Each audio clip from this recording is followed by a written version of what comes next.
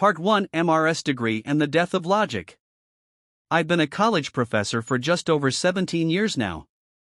That's long enough to see 3 deans come and go, to memorize which vending machines will eat your dollar bills, and to know exactly how many students will pretend their grandma died the week of finals. It's always 5. Never 6. Never 4.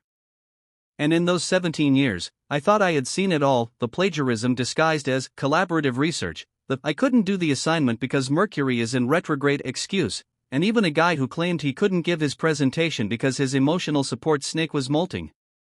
But then came Ms. Manhunter. No, that's not her real name, though in my head, it's been permanently etched in that form.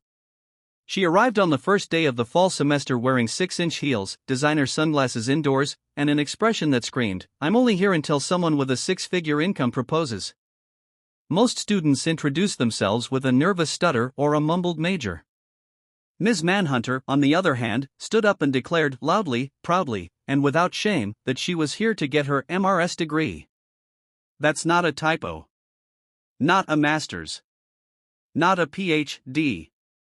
An MRS, as in, I'm here to get married. To a doctor. Or a lawyer. Or anyone with enough cash to pay someone else to do her taxes. You could hear the collective soul of the room leaving its body. I smiled politely. I've dealt with students whose academic ambitions didn't exactly align with the curriculum. Some want to go viral. Some want a free ride. Some just want a pass while watching Netflix during lectures. But something about Ms. Manhunter told me this semester would be different. And oh, I was right. Fast forward to week 4. I assign a standard persuasive speech project, nothing groundbreaking. Each student needs to prepare a short 5-minute pitch on a topic they feel passionate about. I encourage creativity, debate, controversy. That's how minds grow, right? Students form groups. I walk around, checking in, offering feedback. And then I reach the group that contains the now infamous Ms. Manhunter. One of her teammates, bless him, is pitching a futuristic idea about colonizing the moon. It's thoughtful, idealistic, and just the kind of thing I like to see. So naturally, being the sarcastic old goat I am, I decide to poke a little fun. I say, we could always just blow up the moon. Solve a lot of problems. Now, anyone with a hint of critical thinking or even basic human sarcasm detection would recognize I was joking. I mean, for one, blowing up the moon would be astronomically difficult, geopolitically catastrophic, and scientifically pointless. It's the kind of absurdity professors use to lighten the mood. The student smiles. Gets the joke. Ms. Manhunter does not. Without missing a beat, instantly, she looks up from her perfectly manicured nails and says, "But, if we blew up the moon, wouldn't that get rid of night?" I blinked. Then blinked again. I searched her face for a smirk. A hint of trolling. A glimmer of performance art. Nothing. She was dead serious. She had the serene confidence of someone who thought they'd just uncovered the key to world peace. I tried, truly, to form words. My tongue flopped in my mouth like a fish in shallow water. The only sound I made was a breathy exhale, like the universe itself had been knocked out of me. Her classmate, a clearly horrified young woman, attempted damage control. "No, the Earth rotates. Night happens because of," she started, then stopped. Probably realizing that explaining astronomy to someone who thinks the moon works like a giant light switch was like trying to teach calculus to a potted plant. "But the moon's out at night," Ms. Manhunter said, eyes narrowing like she was closing in on a conspiracy. "So if it's gone, then night can't happen, right?" I wanted to scream. Not out of anger, but despair. Despair for science. For education. For humanity. I've seen raccoons make more informed decisions. And yet, I didn't. I stood there. Frozen. Processing the pure, undiluted madness of her statement. Somewhere in my soul, a tiny man was packing a suitcase, boarding a train, and leaving my body behind. That night, I lay in bed staring at the ceiling, wondering how this person had survived 18 years without accidentally drinking bleach. I thought of Galileo, of Newton, of Carl Sagan crying in the void. I also considered drinking for the first time in my life. This, I knew, was only the beginning. Part 2. When the moon fell, so did my sanity. After the moon incident, that's what I now call it in my mind, I thought, surely, this must be the low point. The nadir. The absolute trench of academic despair. I assumed Ms. Manhunter had simply misspoken. Maybe she was tired. Maybe she skipped astronomy in high school. Maybe she confused the moon with, I don't know, a cosmic light dimmer. But then week 5 rolled around. We were discussing the use of visual aids in speeches, a topic I've covered hundreds of times. I usually bring a few examples, posters, slides, even a physical prop or two. This time, I brought a globe, one of those nice ones with topography and political borders, because someone had asked about mapping data for an environmental topic.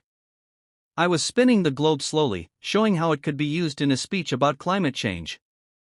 Ms. Manhunter raised her hand. Wait, she said, brow furrowed, how do you know where the equator is? Like, if there's no line on the actual Earth? I paused. That's a good question, I said, choosing diplomacy over honesty. The equator is an imaginary line, used for navigation and reference. It's defined by Earth's rotation. So, like, you just guessed where to put it on the ball? Not exactly. Scientists use. But if it's imaginary, she interrupted, how can anyone really know where it is? That's when I knew. This wasn't a one-time thing. This wasn't just a moon moment. This was a pattern. Later that week, I found her presentation proposal in my inbox. The title: Why Atlantis Should Be Considered a Real Country. In her outline, she cited a YouTube channel called Ancient Vibes Only and a TikTok user named @TruthGuru420. She included a quote, I kid you not, that read, just because something is a myth doesn't mean it's not truer than truth. At this point, I stopped grading. I just stared out the window for 20 solid minutes. A bird landed on the sill and I whispered, take me with you. I wanted to believe it was performance art.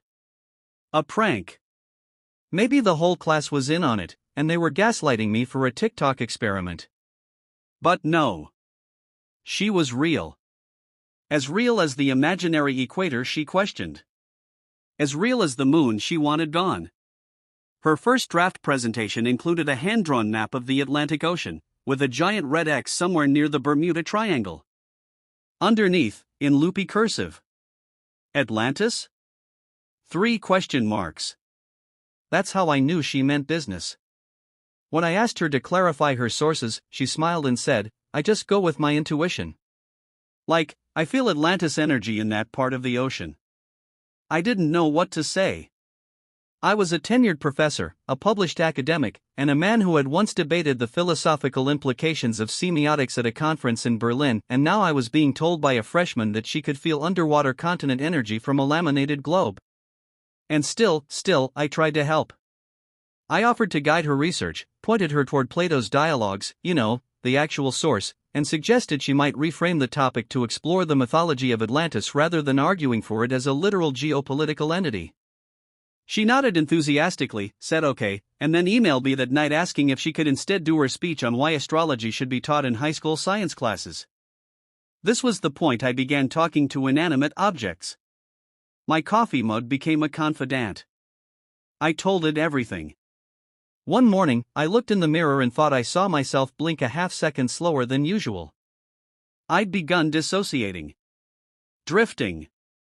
Floating away from reason and into Ms. Manhunter's gravitational field of nonsense. I'm not even mad at her. There's almost a beauty to the way she barrels through the world, no doubt, no hesitation. Just pure, uncut confidence. She's like a motivational speaker who never discovered facts. She once told a classmate that she avoids drinking water after 3 p.m. because she read somewhere it makes your dreams too real. When someone tried to correct her, she said, that's your truth. This is mine. I'm still recovering from that sentence. But the real kicker, the moment that broke me completely, was when she said, during a class discussion on ethics, that technically, if no one sees you do something wrong, it's not wrong. It's just private. I stared into the abyss after that one. And the abyss whispered, same. Part 3, The Contagion of Confidence. I used to think stupidity was an individual affliction, a personal storm cloud hovering over a single unfortunate soul. But after a few more weeks with Ms. Manhunter in my class, I began to realize that, like mold in a damp basement, ignorance has a way of spreading when left unchecked. Somehow, her absurd confidence started infecting others. It began with small things. One student asked if Antarctica was just frozen water or an actual place.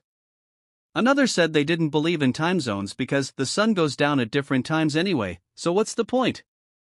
A third claimed, in total seriousness, that dinosaurs were just government propaganda to make museums seem cool. At first, I tried to intervene with facts, diagrams, articles, and the occasional restrained scream into a pillow. But soon, I noticed something disturbing: the truth was losing. Badly.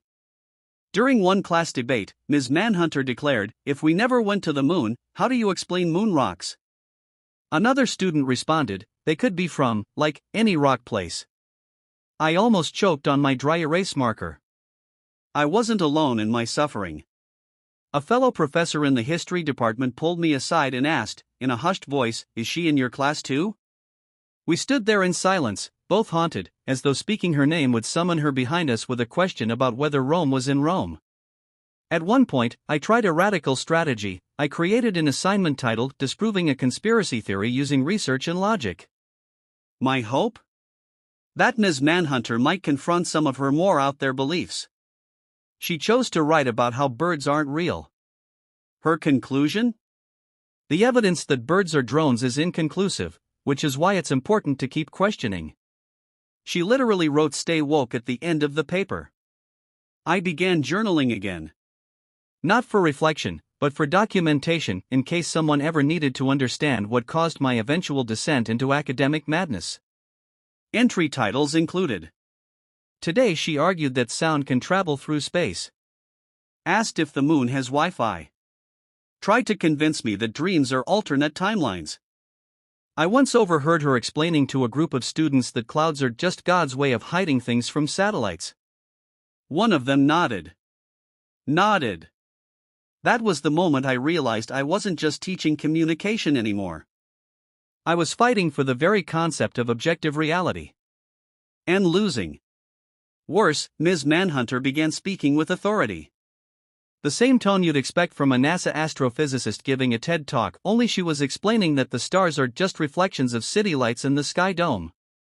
A student who once wrote a brilliant analysis on media bias asked me, weeks later, is gravity the same everywhere? Or is it heavier in rich neighborhoods? I asked him where he got that idea. He shrugged.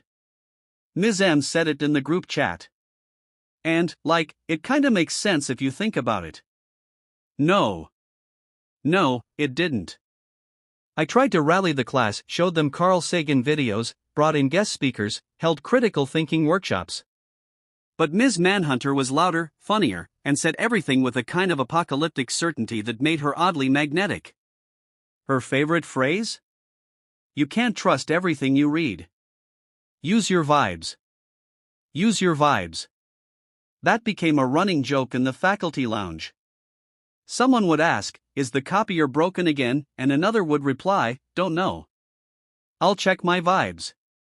The worst part? I started to wonder if maybe she was onto something. Not because I believed her, I didn't, but because reality itself was starting to crack. I dreamed I was falling into a bottomless pit filled with question marks and flat earth memes. I woke up in a cold sweat, whispering, the moon brings the night. That's when I knew I needed help. Or a sabbatical. Or an exorcism. Ms. Manhunter wasn't just a student anymore. She was a movement. And like all bad movements, it had momentum. First Quarter Moon Part 4, Breaking the Vibe Loop. There comes a point in every teacher's life when they realize they're not changing lives anymore, they're just trying to survive the class without completely unraveling. That point came for me in week 10. Ms. Manhunter had achieved a level of intellectual influence that could only be described as cult adjacent. She wasn't just spouting nonsense anymore, she had disciples. A small group of students now hung on her every word, giggling at her theories and parroting her lines like gospel. One of them asked me, with total sincerity, if time is money, can poor people afford clocks? Another turned in a paper titled, "What if history is just a dream we're all having at the same time?" That same week, I caught a group of them outside class holding hands in a circle, chanting something about raising their thought frequencies. I asked what they were doing. Ms. Manhunter replied, "Manifesting collective clarity."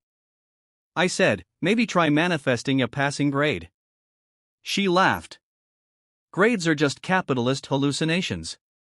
I started Googling alternate careers. Park ranger. Hermit. Tree. But I knew I couldn't keep going like this. Either I'd have to quit or find a way to fight back. So I devised an experiment, a final group project titled, Debunk Me. Each student would write down a belief they held, and their peers would have to research and argue the opposite, using credible sources, logic, and presentation skills. It was risky. I was basically lighting a fuse and stepping back. Sure enough, Ms. Manhunter submitted, "The moon causes night because it blocks the light switch of the sun." It took me 5 minutes to realize she wasn't joking. I assigned her to a group that included a pre-med student, an ROTC cadet, and one shy but brilliant girl who spent most of the semester sketching diagrams in her margins. The group was not pleased. I got emails. One said, "Sir, I think you're trying to kill us." Still, they accepted the challenge. Presentation week arrived. The first few groups went fine. Then came the moon battle. Ms. Manhunter's group took the stage. She smirked. The others looked like they were walking into a firing squad. But then, magic happened. The pre-med student opened with a model of the solar system. The cadet followed up with a physics explanation, using analogies and visual aids. And the shy girl? She stepped forward, clicked to a slide that just read, "If the moon caused night." Then showed a series of satellite images where the moon and sun were both visible and daylight still occurred. She explained eclipses, time zones, the tilt of the Earth. She even played a video of astronauts seeing the sun and moon at the same time from the International Space Station. For a moment, the room was silent. Then Ms. Manhunter raised her hand. "But, how do we know the Earth isn't just flat and they're filming that in a dome somewhere?" The shy girl didn't even flinch. She said, "Because we've measured it. Thousands of people. Across generations. We've launched satellites. We've calculated shadows. You're allowed to question things. But at some point, you have to decide if your vibe is stronger than math." The room exploded in applause. I wanted to cry. Ms. Manhunter blinked. For the first time, she looked uncertain. That was the moment I realized I wasn't alone. That logic, truth, and maybe, just maybe, education still had a fighting chance. Part 5, The Lesson That Taught Itself. After the moon incident, things started shifting. I won't pretend Ms. Manhunter had a full academic rebirth or suddenly began quoting Carl Sagan, but the next class she was quieter. Not defeated, just introspective, like someone trying to recalibrate their internal compass after realizing north might not be where they thought. She still threw out the occasional wild claim. She once asked if clouds were edible, but there was hesitation now. Doubt. And honestly, that was progress. I noticed she listened more. Took notes. Asked questions without the smug smirk. One day she stayed after class and, without looking up, mumbled, "The shy girl, she was really smart." I didn't expect that. Neither did I. A few weeks later, the semester ended. Final presentations were done. Grades submitted. The building took on that eerie quiet of post-finals emptiness. I was packing my things when I saw her waiting by the door. Ms. Manhunter walked in, holding a paper in her hand, her reflective essay. She handed it to me in silence. I skimmed the first paragraph. It read: I used to think being confident was enough. That if you say something loud enough, it becomes true. But sometimes the truth is quieter. It just sits there, waiting for you to notice. I looked up. She shrugged. I still think the moon's suspicious, but maybe not evil. I nodded. That's all anyone can ask. We stood in awkward silence for a second. Then she smiled genuinely, this time, and left. That was the last I saw of her. But weeks later, I got an email from the shy girl. She wrote, "Thanks for believing in us during that project. I'm applying for an astrophysics internship. I never thought I could explain science in front of people, but now I'm kind of addicted."